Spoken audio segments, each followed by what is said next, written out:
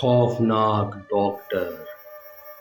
ایک چھوٹے سے قصبے میں ایک ڈاکٹر رہتا تھا جس کا نام ڈاکٹر سلیم تھا۔ وہ بہت ماہر اور کامیاب ڈاکٹر تھا، لیکن اس کی کچھ عجیب و غریب عادتیں تھیں۔ لوگ کہتے تھے کہ اس کے پاس کچھ ایسے مریض آتے تھے جن کی حالت ہمیشہ خراب ہی رہتی ہے اور وہ کبھی بھی صحت یاب نہیں ہوتے۔ ایک دن ایک نوجوان لڑکی ناہید، جو بہت بیمار تھی، ڈاکٹر سلیم کے پاس گئی۔ اس نے کئی ڈاکٹروں سے علاج کروایا تھا، لیکن کوئی بھی اسے ٹھیک نہ کر سکا تھا۔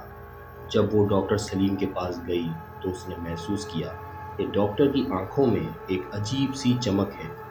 ڈاکٹر نے ناہید کا معائنہ کیا اور کہا، تمہاری بیماری کا علاج صرف میرے پاس ہی ہے، لیکن تمہیں میری کچھ باتیں ماننی ہوں گی۔ ڈاکٹر سلیم نے ناہید کو ایک خاص دوا دی اور کہا کہ اسے رات کو صرف ایک مخصوص وقت پر لینا ہے۔ ناہید نے بات مانی اور دوا لی، لیکن اس نے محسوس کیا کہ اس دوا سے اس کو کوئی اثر نہیں ہو رہا، اور اسے یہ بھی لگا کہ ڈاکٹر اس کی صحت کے بارے میں زیادہ فکر مند نہیں ہے۔ ایک رات ناہید کو نیند میں کچھ عجیب آوازیں سنائی دیں۔ وہ اٹھ کر باہر نکلی تو دیکھا کہ ڈاکٹر سلیم جیسا شخص اسے کمرے میں جھانک رہا ہے۔ اس کے دل میں خوف پیدا ہوا، لیکن وہ سوچتی رہی کہ شاید یہ اس کی غلط فہمی ہے۔ اگلے دن ناہید نے اپنے دوستوں کو بتایا، لیکن کسی نے اسے سنجیدگی سے نہیں لیا اور دوبارہ ڈاکٹر سلیم کے پاس گئی۔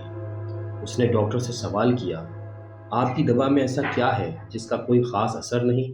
آپ کی دوا سے تو کوئی فائدہ نہیں ہو رہا۔ ڈاکٹر نے مسکرا کر جواب دیا، یہ تمہاری قوت ارادی پر منحصر ہے۔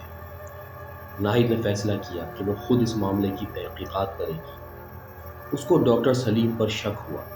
اس نے ڈاکٹر سلیم کے پرانے مریضوں کے بارے میں معلومات اکٹھا کرنا شروع کی، تو اس کو معلوم ہوا کہ اس کے جتنے بھی مریض تھے وہ غیر معمولی موت سے مرے۔ ایک رات ناہید نے ہمت جمع کی اور ڈاکٹر سلیم کے گھر کی طرف گئی۔ اس نے دیکھا کہ ڈاکٹر اپنے مریضوں کی لاشوں کے ساتھ کچھ عجیب و غریب تجربات کر رہا ہے۔ اس نے دیکھا کہ وہ ان کے جسموں سے کچھ نکال بھی رہا ہے اور انہیں ایک مخصوص بوتل میں بھر رہا ہے۔ ناہید سمجھ گئی کہ یہ شاید انسانی لاشوں کے اعضاء کی اسمگلنگ کرتا ہے۔ ناہید نے فوراً وہاں سے بھاگنے کا فیصلہ کیا، لیکن ڈاکٹر نے اسے دیکھ لیا۔ کہاں جا رہی ہو ناہید؟ تمہیں تو میری مدد کی ضرورت ہے، ڈاکٹر نے کہا، لیکن ناہید کو اس کی باتوں پر بھروسہ نہیں تھا۔